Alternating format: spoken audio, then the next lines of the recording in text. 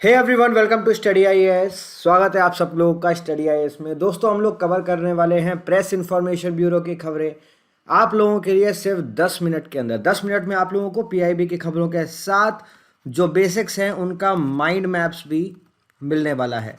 तो अगर आपको हमारा ये नया इनिशिएटिव पसंद आए तो do not forget to hit the like button. Like का बटन दबाना बिल्कुल मत भूलना। इस वीडियो को शेयर भी करना अपने दोस्तों के साथ। एंड डू नॉट फॉरगेट कि जो मैं आप लोगों से बीच बीच में सवाल पूछूं, सवालों के जवाब आप नीचे कमेंट बॉक्स में ज़रूर डालें। स्टार्ट करते हैं 2 नवंबर 2020 की अपडेटेड खबरों के साथ। ये पिछले दिन की खबरें नहीं हैं, ये आज की ही खबरें हैं जो कि शाम को 7 बजे तक अपडेट हुई हैं। गाइस, सबसे पहली खबर हमें देखने को मिलती है मालाबार 2020 को लेकर। तो गाइस, मालाबार के बारे में हम लोग रेगुलरली कवर कर रहे हैं। मालाबार के अंदर करेंटली अगर हम लोग परमानेंट मेंबर्स के बारे में बात करें तो वो क्वाड ग्रुप के 3 देश हैं। United states, Japan and India. Although Australia को लगातार इसके अंदर जोड़ने की कोशिशें की जा रही थी, पर इंडिया बार बार ऑस्ट्रेलिया को जोड़ने से मना कर रहा था। बट इस बार जो मालाबार 2020 एक्सरसाइज हुई है उसकी खास बात यह है कि चारों के चारों देशों ने इसके अंदर पार्टिसिपेट किया है। आपके लिए आज का पहला सवाल यह है कि जापान ने इस मालाबार एक्सरसाइज को कब ज्वाइन किया था। गाइस, ये 24th एडिशन था मालाबार की नेवल एक्सरसाइज का, जो कि 2 फेज में होने वाला है नवंबर के मंथ में। जो पहला फेज होगा उसके अंदर इंडियन नेवी, यूनाइटेड स्टेट्स की नेवी, जापान की मैरीटाइम सेल्फ डिफेंस फोर्स और रॉयल ऑस्ट्रेलियन नेवी विशाखापट्टनम के अंदर पार्टिसिपेट करेंगे इस मालाबार एक्सरसाइज के अंदर। तो जो पहला फेज है वो होगा वाइजैक के अंदर, मतलब विशाखापट्टनम के अंदर। और जो दूसरा फेज है जो कि फेज 2 होने वाला है इस एक्सरसाइज का, जो कि नवंबर के इस 3 to 6 वाले फेज के बाद होगा, वो होगा आप लोगों के लिए अरेबियन सी के अंदर। तो दोस्तों, ये जो एक्सरसाइज है ये एक non contact at sea only exercise होने वाली है, क्योंकि देखो कोविड-19 चल रहा है तो आपस में जो फोर्सेज हैं वो आपस में इंटरेक्ट नहीं करेंगी। यहाँ पर भी सोशल डिस्टेंसिंग का पालन किया जा रहा है। मेन मकसद हमारा ये है कि क्वाड ग्रुप आपस में सिनर्जी और कोऑर्डिनेशन डेवलप कर सकें।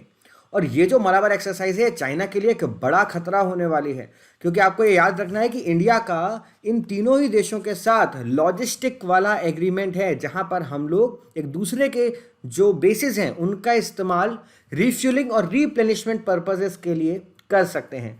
गाइस, जैसे हमारे देश के चीफ ऑफ डिफेंस फोर्सेस हैं, सीडीएस है। इसे आपके लिए पहला सवाल यही है, हमारे देश के सीडीएस का नाम क्या है। तो जो हमारे जो देश के जैसे सीडीएस हैं उसी तरीके से केनिया के भी सीडीएस हैं, जिनका नाम है जनरल रॉबर्ट किबोची। तो general Robert Kibochi India visit करेंगे 2 से 6 नवंबर तक on the invitation by the ministry of defence. India is the first country जिसको केनिया के सीडीएफ विजिट कर रहे हैं अफ्रीका के बाहर। तो एक बेटर रिलेशनशिप डेवलप करेगा केनिया और इंडिया के बीच में। नाउ अब यहाँ पे एग्जाम रिलेवेंट हो जाता है आपके लिए केनिया की पोजीशन जानना। गाइस, आप यहाँ पे लेफ्ट हैंड साइड वाले मैप में देख सकते हो कि इक्वेटर केनिया से पास करता है, और राइट हैंड साइड वाले में आप देख सकते हो here you can find Kenya. Kenya के आप लोग एक बिल्कुल राइट हैंड साइड में देखोगे सोमालिया है, नॉर्थ में आपको इथोपिया देखने को मिल जाएगा, फिर आपको युगांडा देखने को मिलेगा, और फिर आपको तंजानिया देखने को मिलेगा। यहाँ पर आपको 2 इंपॉर्टेंट लेक देखने को मिल रही हैं, that is Lake Victoria and Lake Turkana. ये दोनों ही इंपॉर्टेंट लेक्स हैं। अब यहाँ पर जो लेक विक्टोरिया है उसके बारे में क्या खास बात है आपको मुझे कमेंट बॉक्स में ड्रॉप करके बताना है। दोस्तों, आपको पता है जीएसटी कंपेंसेशन सेस के ऊपर काफ़ी सारी चीज़ें आप लोग लगातार न्यूज़पेपर में पढ़ रहे होंगे। जीएसटी कंपेंसेशन सेस जिसका वादा भारत सरकार ने 2017 से लेकर 2022 तक के लिए किया था, 5 साल का किया था, कि अगर 14% ईयर ऑन ईयर ग्रोथ से कम रहता है किसी भी स्टेट का रेवेन्यू तो जीएसटी कंपेंसेशन सेस के थ्रू उसको फुलफिल आउट किया जाएगा। पर भारत सरकार फेल रही because of the various reasons, और यहाँ पर फैसला लिया गया कि जीएसटी कंपेंसेशन सेस का पैसे जो नहीं दे पा रहे उनके लिए सेंट्रल गवर्नमेंट बोरो करेगी, पैसे मार्केट से उठाएगी और उसको स्टेट गवर्नमेंट को देगी। ऑल्दो वो स्टेट गवर्नमेंट ने बोरो किए हैं, इस तरीके से रिफ्लेक्ट आउट होगा। Finally ministry of finance government of India ने अपनी स्पेशल विंडो जो एक स्टेट्स के लिए खोली जीएसटी कंपेंसेशन सेस को लेकर, उसके अंदर 6,000 करोड़ रुपीस का जो अमाउंट है वो सेकेंड ट्रांच के अंदर रिलीज कर दिया है 16 स्टेट को और 3 यूनियन टेरिटरी को।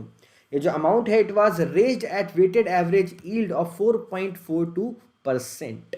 गाइस, खादी ना बहुत ही इंपॉर्टेंट चल रही है। महात्मा गांधी जी के समय से लेकर आज तक खादी लोगों के चेहरों पे स्माइल देती जा रही है। इसी तरीके से कारगिल और लेह के अंदर लोग सेल्फ एम्प्लॉयमेंट ढूंढ रहे हैं और यहाँ पर खादी विलेज इंडस्ट्रीज कमीशन ने लोगों को खादी के सहारे से खुशियां देने का फैसला किया है।